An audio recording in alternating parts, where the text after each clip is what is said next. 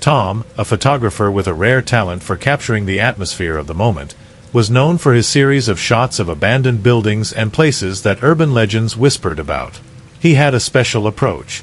He was looking not just for old buildings, but for those in which people could feel the remnants of the lives that once boiled here. These were abandoned schools, motels, and children's camps. But the most discussed project was an old house on the outskirts of the city, a massive building overgrown with ivy, with faded wallpaper, where a boarding house for the elderly used to be located. This house has been the site of many rumors. Residents said that once there was an incident, after which the boarding house was closed. Thomas did not have access to the archives, but he was sure that there was something frightening and forbidden behind all this. After several unsuccessful attempts to get permission to shoot, he decided to enter at night, quietly, secretly, in order to capture the atmosphere of abandonment. His friend Mike, who is fond of building history and rumors, contacted him the day before the visit and handed over a stack of old documents found in the archives of the city library. The yellowed sheets contained fragments of reports and personal notes written by former employees of the boarding house. Among them was a particularly disturbing note. "We have been noticing strange manifestations in new patients for a week now. First they complain about other people's voices, then about the lack of sleep and the fear that grips them at night. 3 nurses applied for dismissal without explaining the reasons. I understand that this can be attributed to the age of the patients, but I can't ignore the feeling that something is wrong in this building." The note ended abruptly, as if it had been written in a hurry, without finishing the thought. This awakened Tom's excitement and alertness at the same time. The boarding house has been empty for more than 10 years. Tom felt that perhaps he would find not only exciting footage, but also answers to the questions that had been tormenting everyone who had heard about the cursed building for so long. Evening came. Darkness enveloped the streets of the city, and only a few lamps dimly illuminated the sidewalks. Tom and Mike parked nearby, choosing a place hidden from prying eyes. They took with them flashlights, a camera, batteries, and several sheets of notes found in the archive. There was silence all around, interrupted only by the rustle of leaves and the occasional sound of night birds. As they approached the gate of the boarding house, the friends felt a cold gust of wind, which seemed to be trying to stop them. The old metal sign with the inscription, "Willow House," swayed in the wind and creaked, as if it whispered something unpleasant. Tom shone his flashlight on the way, and they cautiously went inside. The interior was a mess. The furniture was covered with a thick layer of dust, and the wallpaper hung in tatters. Broken wires hung from the ceiling. In the distance, the boards could be heard cracking under their feet, treacherously indicating their every step. Tom moved slowly down the hallway, taking pictures every few meters. The lens picked up the smallest details: cracks in the walls, traces of old pipes, and mysterious marks, as if someone was trying to scratch something out. Mike, trying to keep up, flipped through the documents he found. One of them talked about a patient named Gregory, who, apparently, caused chaos in the boarding house. The man was quiet and polite, but at night his screams echoed through the corridors. One day he disappeared, and not a single employee could explain how it happened. Suddenly, there was a sound from the next room, as if something had fallen. Both men froze. Tom's heart began to pound so hard that it seemed as if his pounding could be heard in the silence. They looked at each other. Mike's eyes expressed a mixture of fear and curiosity. Tom waved at him, telling him to move slowly and silently. They went to the door from which the sound came and looked inside. There was an old office with a massive wooden table and cupboards half filled with old documents. One of the drawers was open, papers scattered on the floor. Tom took a step inside, lighting up the room with a flashlight. It seemed that everything here was frozen in time. Photos on the walls, calendars dated a decade ago, and an old phone on the table. But most of all, something else caught my attention. There was a neatly folded note in the center of the table. On the yellowed paper, it was written in ink. "I do not know how much longer I can stand it.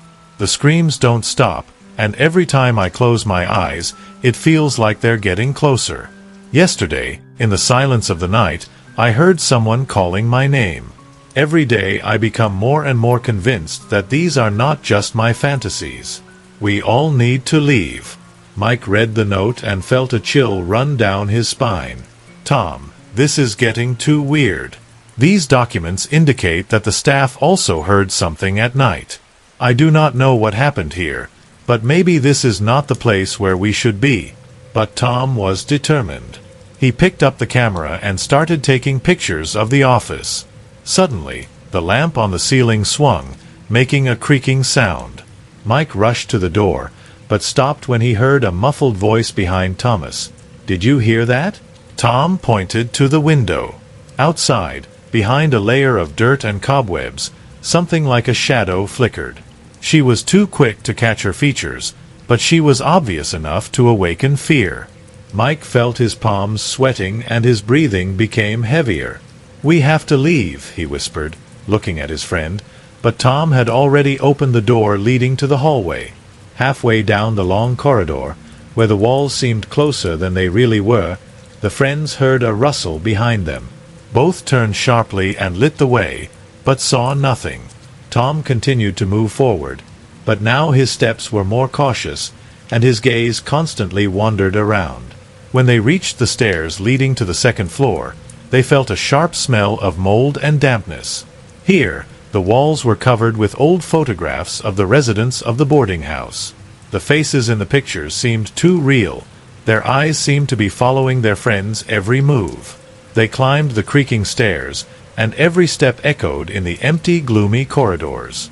Tom knew something was wrong, but he kept going forward as if there was no way back. Mike, feeling growing uneasiness, lagged behind more and more. His gaze constantly darted around, catching glimpses of shadows and strange sounds that had previously remained almost unnoticeable.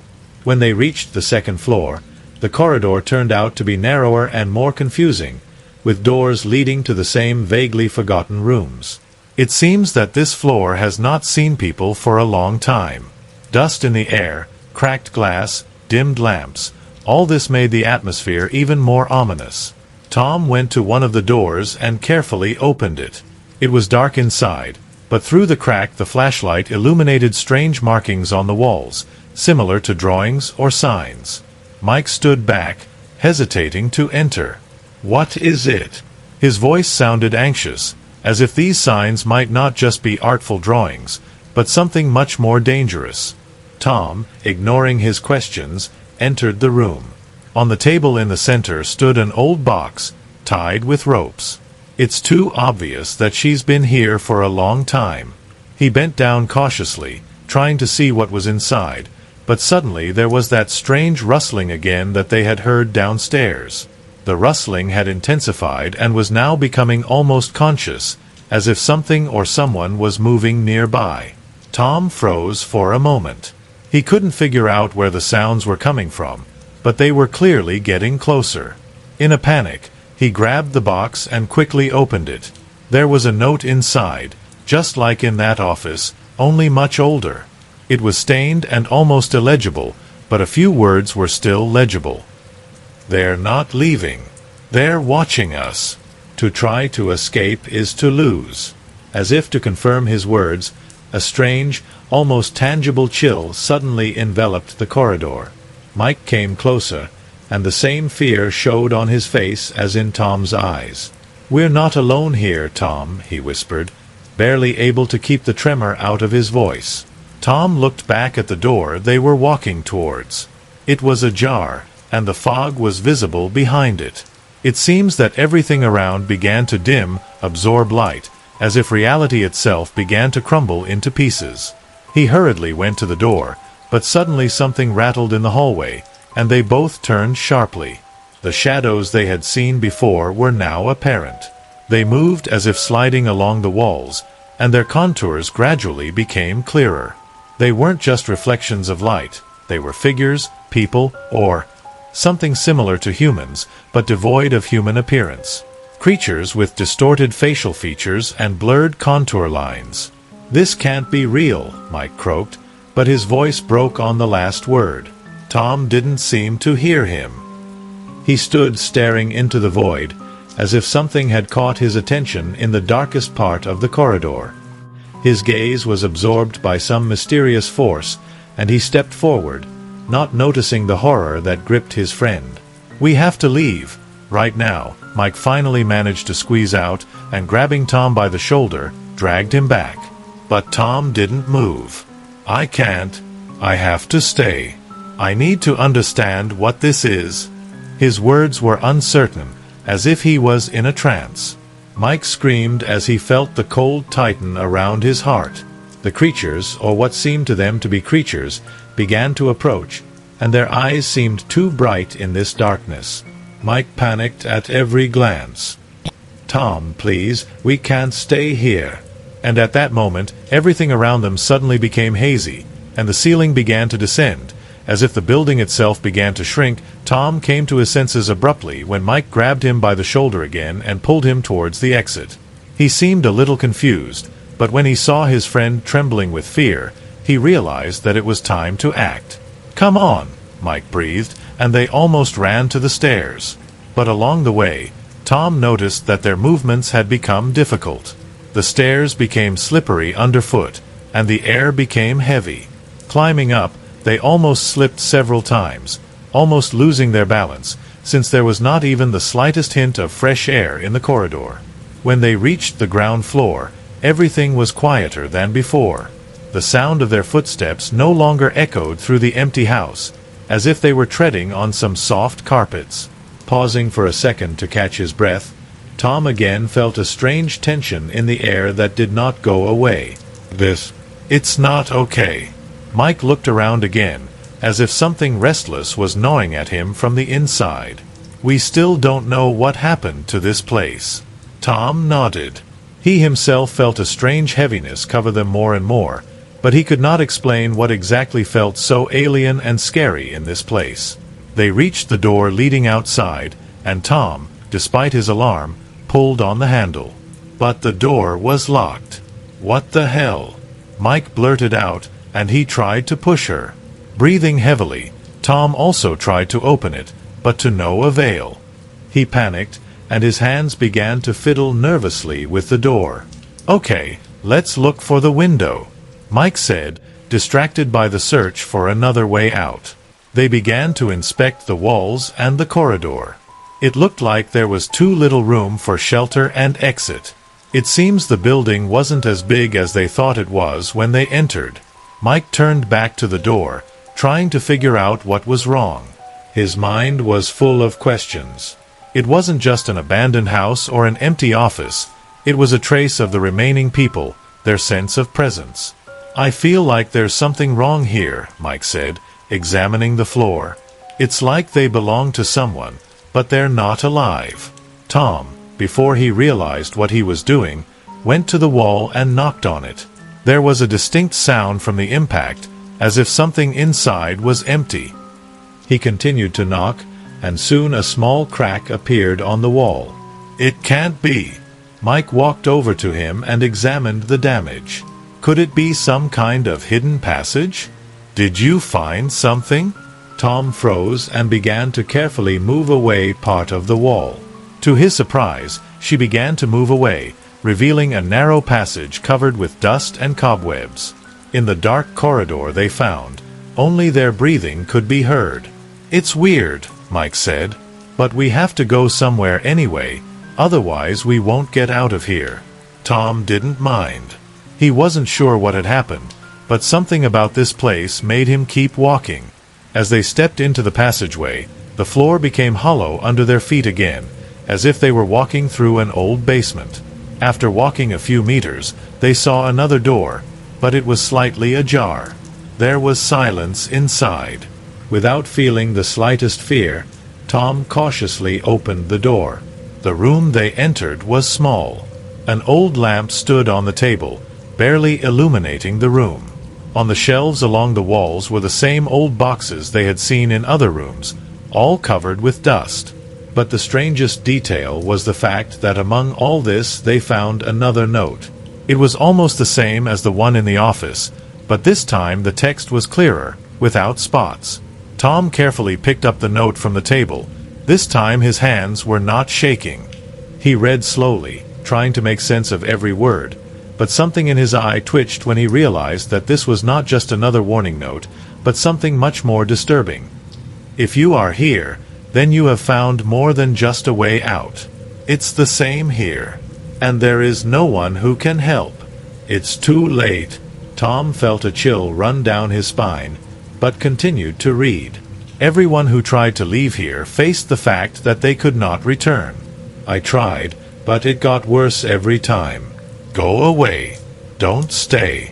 Mike stood by, silently, waiting for his friend's reaction. When Tom lowered the note, his gaze was blank, but Mike's eyes were anxiously boring into him, trying to catch every movement. We have to leave, Mike said, trying to hide the tremor in his voice. This is something wrong. Tom didn't answer, but he knew Mike was right. He felt that there was not just a sense of threat coming from this place, but as if every object, every crack in the walls and every movement they made was being observed by someone or something. They could leave, but they didn't know if they could leave this place alive. They both turned around, deciding to leave, but when they stepped to the door, their eyes accidentally met.